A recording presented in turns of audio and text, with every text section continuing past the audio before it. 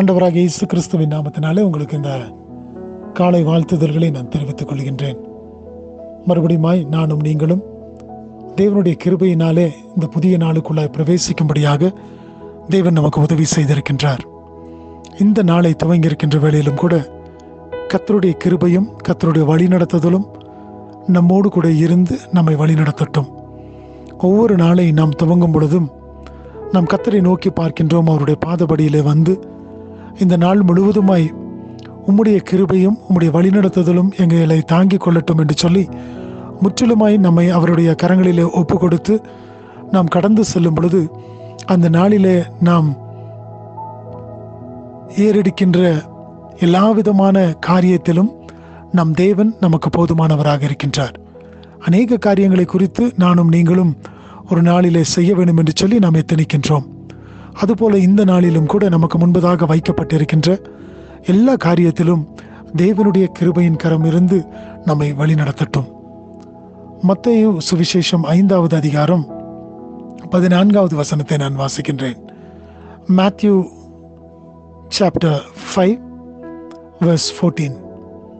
நீங்கள் உலகத்திற்கு வெளிச்சமாய் இருக்கிறீர்கள்.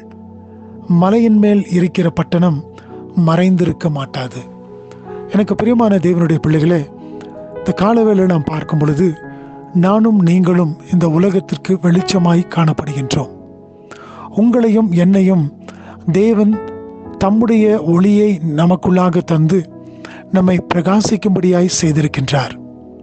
நிச்சயமாய் ஒரு நாளிலே நாம் இருளிலே காணப்பட்டோமானால் ஆண்டவராகிய இயேசு கிறிஸ்து நமக்காக இந்த பூலோகத்தில் வந்து நம்முடைய இருளை அகற்றி நானும் நீங்களும் ஒளியின் பிள்ளைகளாக ஜீவிக்கும்படியாக தேவன் இன்றைக்கு கிருபை பாராட்டியிருக்கின்றார்.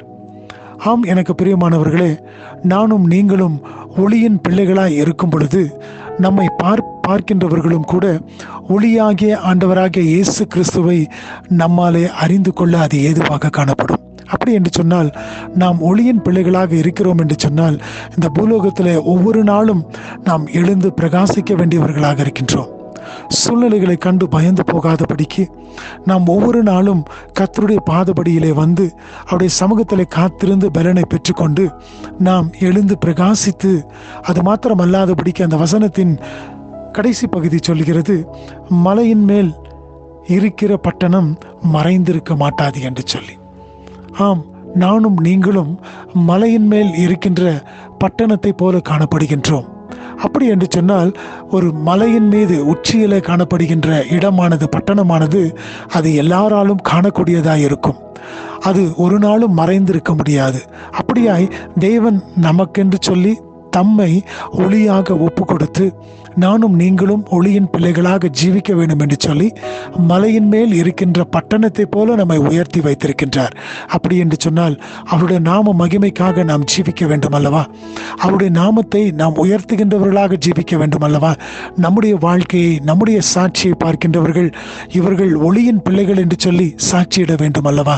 ஆகையினால் இந்த நாளிலும் கூட இந்த ஒளியை நாம் பெற்றுக்கொண்டவர்களாக இருக்கின்றபடியினாலே நாம் ஒளியின் பிள்ளைகளாக ஆண்டவராகிய இயேசு கிறிஸ்துவை பிரதிபலிக்கின்றவர்களாக இந்த நாள் முழுவதுமாய் நாம் கடந்து செல்வோம். அப்படி நாம் ஆண்டவரை பிரதிபலிக்கின்ற வேளையிலே கர்த்தர் நமக்கு வேண்டிய எல்லா கிருபைகளையும் ஆசீர்வாதங்களையும் தர அவர் போதுமான தேவனாக இருக்கின்றார். இந்த நாளிலும் கூட நீங்கள் கையிட்டு செய்யக்கூடிய எல்லா வேலைகளிலும் தேவனுடைய கரம் இருந்து உங்களை வழிநடத்தட்டும். நீங்கள் அவரை சார்ந்து கொள்ளும் பொழுது அவர் உங்களுடைய காரியங்கள் எல்லாவற்றையும் அவர்தாமே நிறைவேற்ற போதுமான தேவனாயிருக்கின்றார். இந்த நாளை தேவன் உங்களுக்கு ஆசீர்வதித்து தரட்டும். ஆமென்.